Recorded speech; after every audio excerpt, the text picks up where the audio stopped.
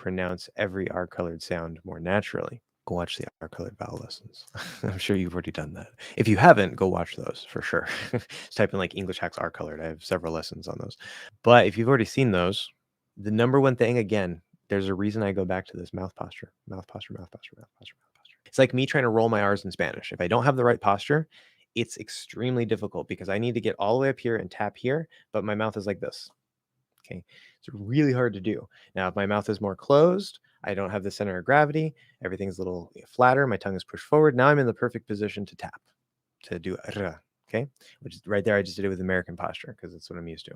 So if you don't have the right posture, especially if your mouth isn't open enough, the R sound, which includes all of the R colored vowels, especially the R colored one, but the R sound itself, you need enough space in the mouth. If your mouth is too closed and you say like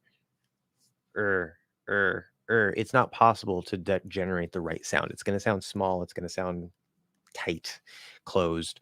You got to have your jaw open enough. You have to have enough space in the mouth, which includes getting that right posture. And then you try going into forming the If you don't have at least the mouth open enough, if nothing else, you might as well not even try to pronounce an R sound of any kind because it's just.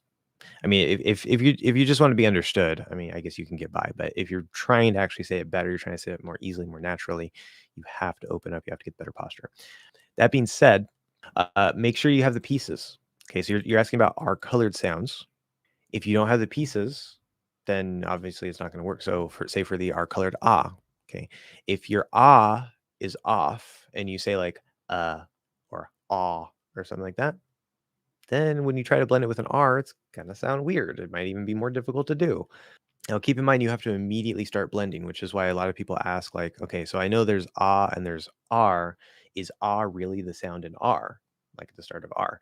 Yes, it is, but it kind of doesn't sound like it because you start an ah, but you immediately start moving into the So if you're trying to do like R, R, that's not it. That's not R colored. That's ah plus just holding your voice between the two. You need to immediately blend them. So R, and that you're working on the transition between them.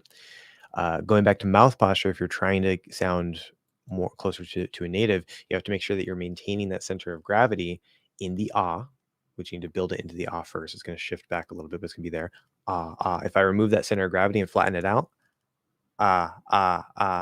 it immediately doesn't sound like the right sound anymore. And then you need to have that same in your okay, because it's still there in the It definitely shifts a lot because the is also in the middle of the tongue and it sort of comes up. But it's still there. There's still some sort of little pressure remaining from that sound. And then you have to hold that pressure as you transform from ah into R. Okay, so and I can feel that if I pay close attention, I can feel that center of gravity tension.